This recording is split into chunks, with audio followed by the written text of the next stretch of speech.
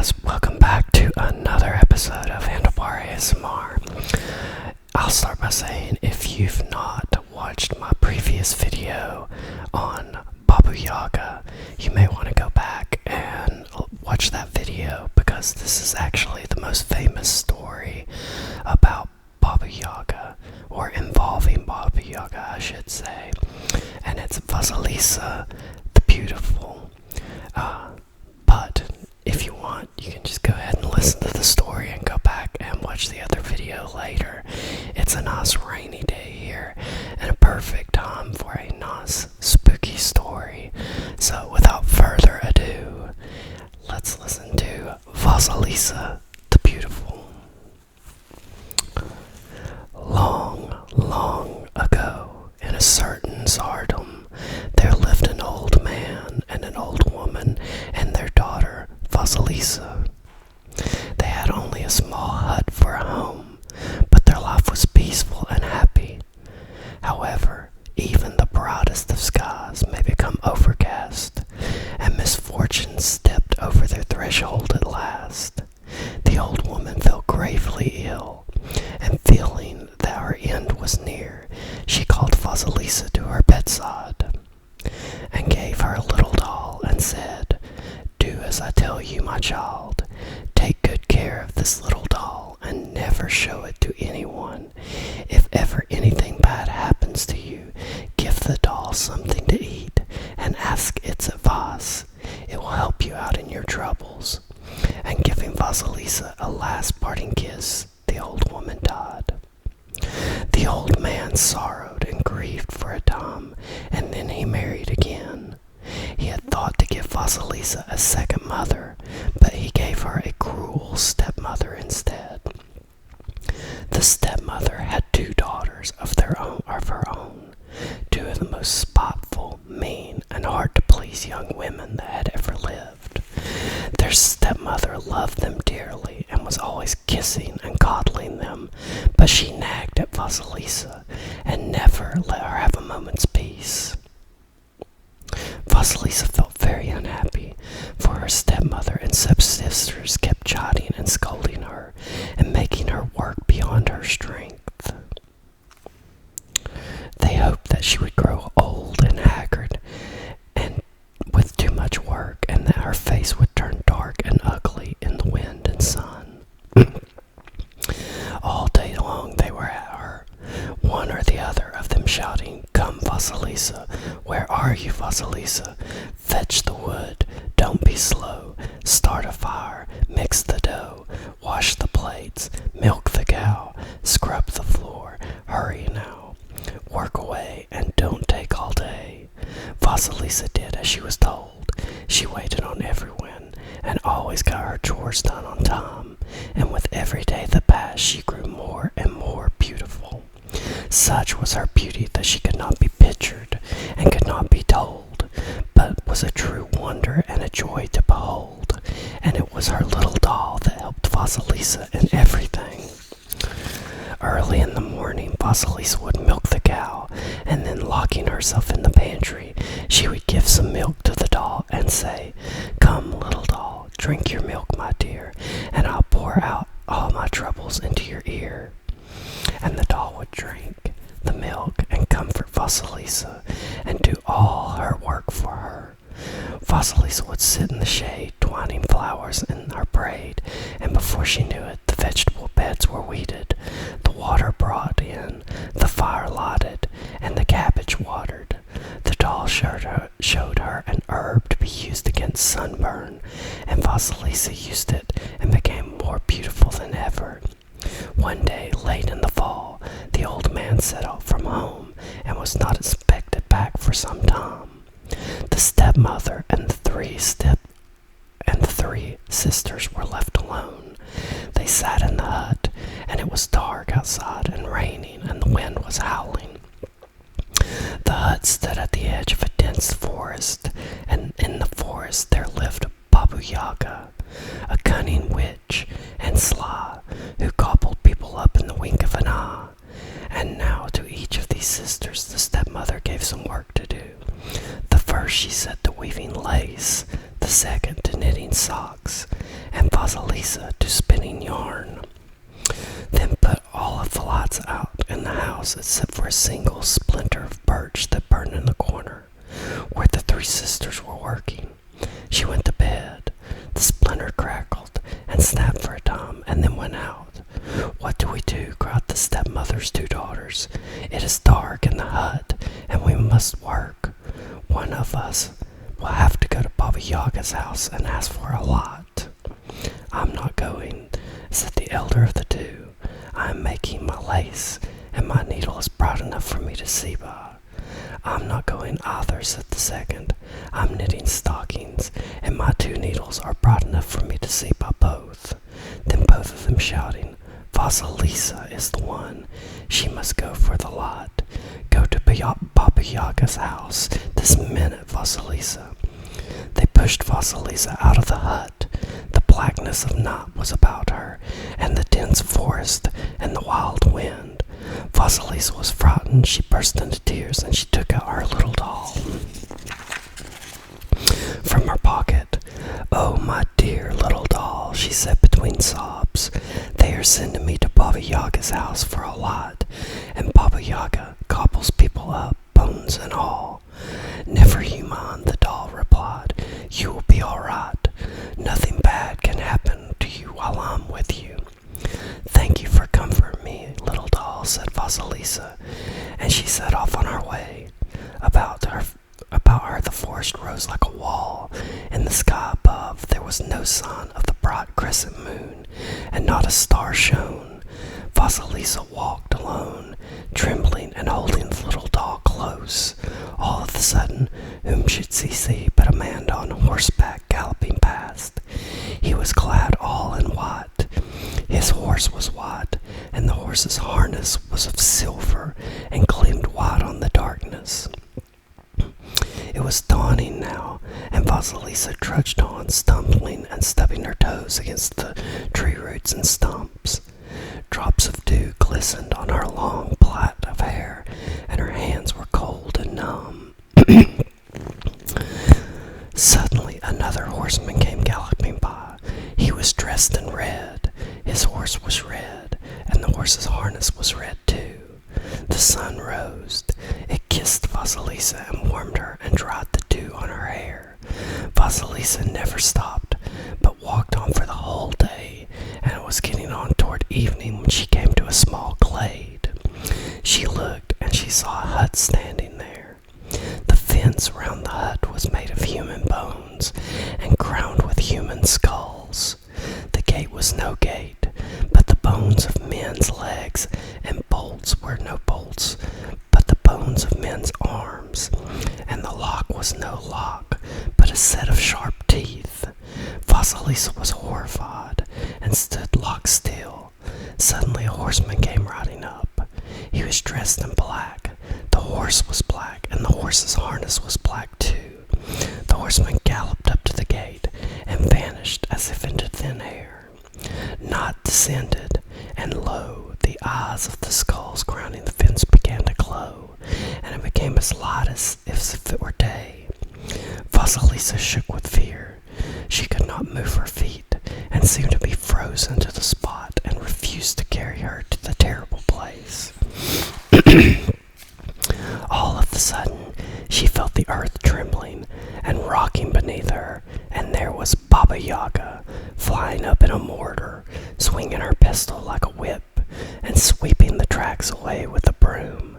She flew up to the gate, and sniffing the air, cried, "I smell Russian flesh. Who is here?" Vasilisa came up to Baba Yaga, bowed low her head, and said very humbly, "It is I, Vasilisa, Grandma.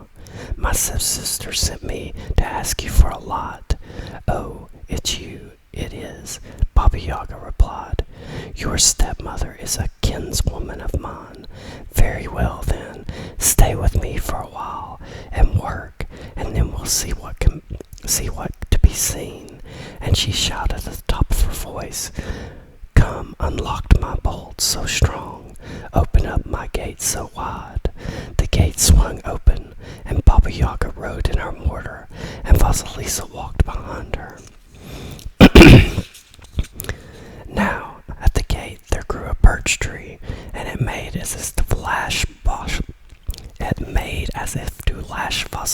with its branches. "Do not touch the maid, birch tree. It was I who brought her," said Baba Yaga.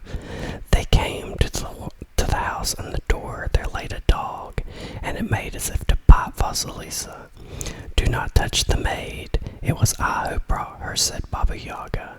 Then came inside, and a passage, and an old grumbler nibbler of a cat met them, and made as if to scratch Vasilisa.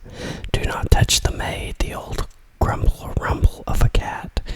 It was I who brought her," said Baba Yaga. "You see, Vasilisa," she added, turning to her, "it is not easy to run away from me. My cat will scratch you, my dog will bite you, my birch tree will lash you and put out your eyes, and my gate will not open to let you out." Baba Yaga came into her room, and she stretched out on a bench. Come, black-browed maid, give us something to eat," she cried. And the black-browed maid ran in and began to feed Baba Yaga. She brought her a pot of borscht, and half a cow, 10 jugs of milk, and a roasted sow, 20 chickens, and 40 geese, 2 whole pies, an extra piece, cider and mead, and home-brewed ale, beer by the barrel, and Voss by the pail. Baba Yaga ate and drank up everything, but she only gave Vasilisa a chunk of bread. "And now, Vasilisa," she said, "take the sack of millet and pick it over, seed by seed, and mind that you take out all the black bits, for if you don't, I shall eat you up." And Baba Yaga closed her eyes and began to snore. Vasilisa took the piece of bread, but before her little doll, and said, "Come, little doll, eat this bread, my dear, and I'll pour out all my troubles into your ear, your ear. Baba Yaga has given me a hard task to do, and she threatens to eat me up if I do not." Said the doll and replied, "Do not grieve and do not weep, but close your eyes and go to sleep, for morning is wiser than evening." And the moment Vasilisa was asleep, the doll called out in a loud voice, "Tomtas, pigeons, sparrows, hear me, there is work to do. I fear me. On your help, my feathered friends. Vasilisa's life depends. Come and answer to my call. You are needed, one and all." And the birds came flying from all sides, flocks and flocks of them, more than the eye could see or tongue could tell. They began to chirp and coo and set great to do, and the pick over the millet seeds by seed, very quickly indeed. Into the sack the good seeds went, and the black went into the crop, and before they knew it, the night was spent and the sack was filled to the top. They had only just finished when the white horseman galloped past the gate on his white horse. Day was dawning. Baba Yaga woke up and asked, "Have you done what I told you to do, Vasilisa?" "Yes, it is all done, Grandma." Baba Yaga was very angry, but there was nothing more to be said. "Humph," she snorted. "I am off to hunt, and you take the sack yonder. It is filled with peas and poppy seeds. Pick out the peas from the seeds, and put them in 2 separate heaps. And mind now, if you do not do it, I shall eat you up." Baba Yaga went out into the yard and whistled, and the mortar and pestle swept up to her. The red horseman galloped past, and the sun rose. Baba Yaga got into the mortar and rode out of the backyard, swinging her pestle like a whip and whisking the tracks away with a broom. Vasilisa took a crust of bread, fed her little doll, and said, "Do take pity on me, little doll, my dear, and help me out." And the doll called out in ringing tones, "Come to me, mice of the house, the barn and the field, for there is work to be done." And the mice come running in swarms and swarms of them, more than the eye could see or the tongue could tell. And before the hour was up, the work was all done, and it was getting on towards evening, and the black-browed maid set the table and began to wait for Baba Yaga's return. The black horseman galloped past the gate, night fell, and the eyes of the skulls crowning the fence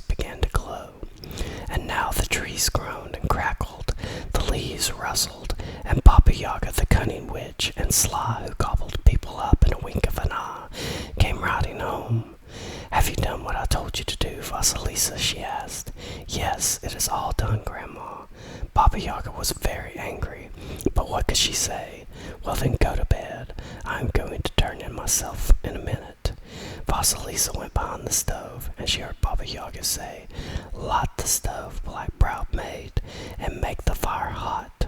When I wake up, I shall roast Vasilisa. And Baba Yaga lay down on the bench, placed her chin on a shelf, covered herself with her foot, and began to snore so loudly that the whole forest trembled and shook. Vasilisa burst into tears, and taking out her doll, put a crust of bread before it. Come, little doll, have some bread, my dear, and I'll pour out all my troubles into your ear. For Baba Yaga wants to roast me and eat me up, said the doll. And the doll told her what she must do to get out of trouble. Without more ado, Vasilisa rushed to the black-browed maid and bowed low to her. Please, black-browed maid, help me, she cried. When you are lighting the stove, pour water over the wood so it does not burn the way it should. Here is my silken kerchief for you as a reward for your trouble, said the black-browed maid in reply. Very well, my dear, I shall help you. I shall take a long time heating the stove, and I shall tickle Baba Yaga's heels and scratch them so that she may sleep very soundly the whole night through. And you run away, Vasilisa. But won't the 3 horsemen catch me and bring me back? Oh no, replied the black-browed maid. The white horseman is the bright day, the red horseman is the golden sun, and the black horseman is the black night, and they will not touch you. Vasilisa ran out into the passage, and Grumbler the cat rushed at her and was about to scratch her, but she threw him a pie, and he did not touch her. Vasilisa ran down from the porch, and the dog darted out and was about to bite her, but she threw him a piece of bread, and the dog let her go. Vasilisa started running out of the yard, and the birch tree tried to lash her and put out her eyes, but she tied it with a ribbon, and the birch tree let her pass. The gate was about to shut before her, and Vasilisa greased its hinges, and it swung open. Vasilisa ran into the dark forest, and just then the black horseman galloped by, and it became pitch black all around. How was she to go back home without a light? What would she say? Why, her stepmother would do her to death. So she asked the little doll to help her, and did what the doll told her to do. She took one of the skulls from the fence, and mounting it on a stick, set off across the forest. Its eyes glowed, and by their light the dark night was as bright as day. As for Baba Yaga, she woke up and stretched, and seeing that Vasilisa was gone, rushed out into the passage. Did you scratch Vasilisa as she ran past, Grumbler? She demanded, and the cat replied, No, I let her pass, for she gave me a pie. I served you for 10 years, Baba Yaga, and you never gave me as much as a crust of bread. Baba Yaga rushed out into the yard. Did you bite Vasilisa, my faithful dog? She demanded. Said the dog in reply, No, I let her pass, for she gave me some bread. I served you for ever so many years, but you never gave me so much as a bone. Birch tree, Baba Yaga roared. Did you put out Vasilisa's eyes for her? Said the birch tree in reply. No, I let her pass, for she bound my branches with a ribbon. I have been growing here for 10 years, and you never even tied them with a string. Baba Yaga ran to the gate. Gate, she cried. Did you shut before her that Vasilisa might not pass? Said the gate in reply. No, I let her pass, for she greased my hinges. I served you for ever so long, Baba Yaga, but you never even put water on them. Baba Yaga flew into a temper. She began to beat the dog and thrash the cat, to break down the gate and chop down the birch tree, and then she was so tired by then that she forgot all about Vasilisa. Vasilisa ran home, and she saw that there was no light in the house. Her stepsisters rushed out and began to chide and scold her. What took you so long fetching the light? They demanded. We cannot seem to keep one in the house at all. We have tried to strike and light again and again, but to no avail, and the one we got from the neighbors went out the moment we brought it in. Perhaps yours will keep burning." They brought the skull into the hut, and its eyes fixed themselves on the stepmother and her 2 daughters and burned them like fire. The stepmother and her daughters tried to hide, but run where they would, the eyes followed them and never let them out of their sight. By morning, they were burnt to a cinder, all 3, and only Vasilisa remained unharmed. She buried the skull outside the hut, and a bush of red roses grew up on the spot. After that, not liking to stay in the hut any longer, Vasilisa went into town and made her home in a house of an old woman. One day she said to the old woman, "I am bored sitting around and doing nothing, Grandma. Buy me some flax, the best you can find." The woman bought her some flax, and Vasilisa set spinning yarn. She worked quickly and well, the spinning wheel humming, and the golden thread coming out as thin as a hair. She began to weave cloth, and it turned out so fine that it could be passed through the eye of a needle like a thread. She bleached the cloth, and it came out whiter than snow. "Here, Grandma," she said, "go and sell the cloth, and take the money for yourself." The old woman looked at the cloth and gasped. "No, my child, such cloth is only fit for a Tsarevich to wear. I had better take it to the palace." She took the cloth to the palace, to where the Tsarevich saw it. He was filled with wonder. "How much do you want for it?" he asked. "This cloth is too fine to be sold. I have brought it to you for a present." The Tsarevich thanked the old woman, showered her with gifts, and sent her home. But he could not find anyone to make him a shirt out of the cloth, for the workmanship had to be as fine as the fabric. So he sent for the old woman again and said, "You wove this fine cloth, so you must know how to make a shirt of it." "It was not I that spun the yarn or wove the cloth, Tsarevich, but a maid named Vasilisa." "Well then, let her make me a shirt." The old woman went home. She told Vasilisa all about it, and Vasilisa made 2 shirts, embroidered them with silken threads, studded them with large round pearls, and giving them to the old woman to take to the palace, sat down at the window with a piece of embroidery. By and by, whom should she see but the one of the Tsar's servants coming toward her. "The Tsarevich bids you to come to the palace," said the servant. Vasilisa went to her palace, and seeing her, the Tsarevich was smitten with her beauty. "I cannot bear to let you go away again. You shall be my wife," she said. Said he. He took both her milk-white hands in his, and he placed her in the seat beside his own. And so Vasilisa and the Tsarevich were married. And when Vasilisa's father returned soon afterwards, he made him a home in the palace with them. Vasilisa took the old woman to live with her too, and as for the little doll, she always carried it with her in her pocket, and thus are they living to this very day, waiting for us to come and stay.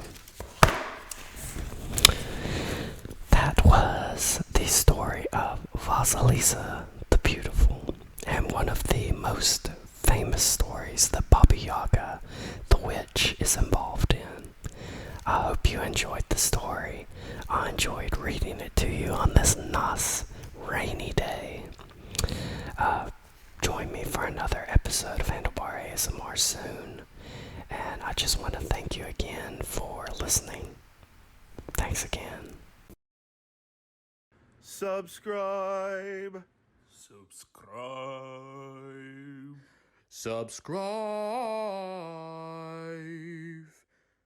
Subscribe.